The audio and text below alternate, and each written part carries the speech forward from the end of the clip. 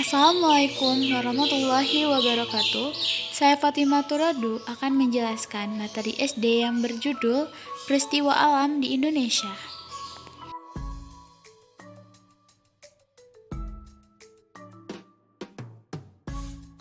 Gejala alam atau peristiwa alam adalah suatu keadaan atau peristiwa yang tidak biasa yang ditimbulkan oleh alam.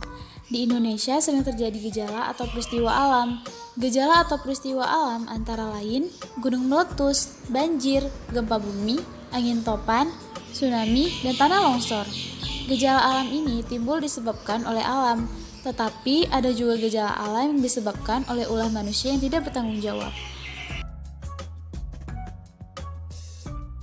Macam-macam gejala alam yang terjadi di Indonesia. Yang pertama, gunung meletus.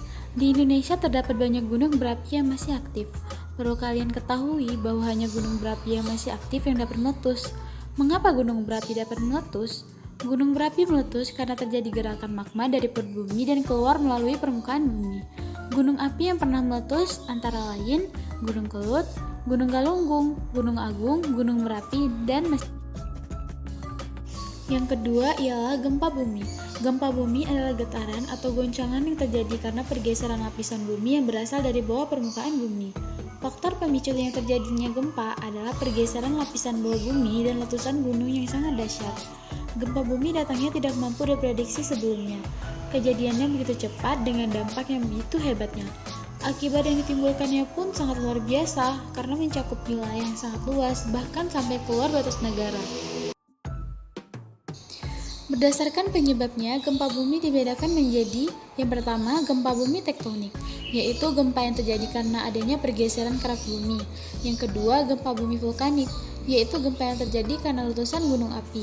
Yang ketiga, gempa tanah runtuh, yaitu gempa yang disebabkan karena runtuhnya tanah. Yang ketiga, tsunami. Jika gempa bumi terjadi di daerah dekat atau dasar laut, maka dapat mengakibatkan gelombang tsunami. Gelombang tsunami adalah gelombang besar yang terbentuk dari dasar laut akibat adanya gempa. Yang keempat, banjir. Banjir merupakan luapan air yang terus-menerus yang melebihi batas. Hal ini terjadi jika terjadi hujan secara terus-menerus tanpa henti dan dalam jangka waktu yang relatif lama.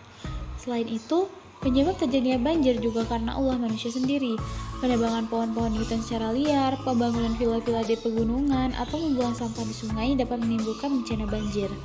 Pohon-pohon sangat berguna untuk menahan air hujan agar tidak langsung ke pemukiman. Akar-akar pohon akan menyerap air hujan sehingga air yang mengalir ke daratan sedikit. Jika tidak ada pohon di hutan, maka air hujan langsung menuju ke pemukiman dalam jumlah besar, sehingga air meluap.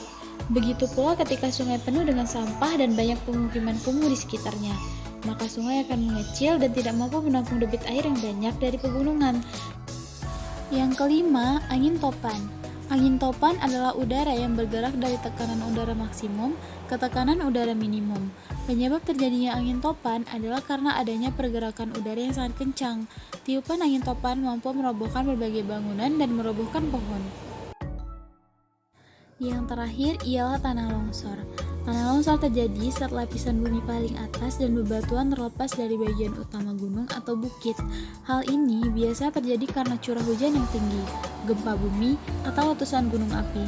Longsor dapat terjadi karena patahan alami dan karena faktor cuaca pada tanah dan bebatuan. Ketika longsor berlangsung, lapisan teratas bumi mulai meluncur deras pada lereng. Jumlah tanah yang besar dari luncuran tanah dan lumpur inilah yang merusak rumah-rumah, menghancurkan bangunan yang kokoh dalam hitungan detik.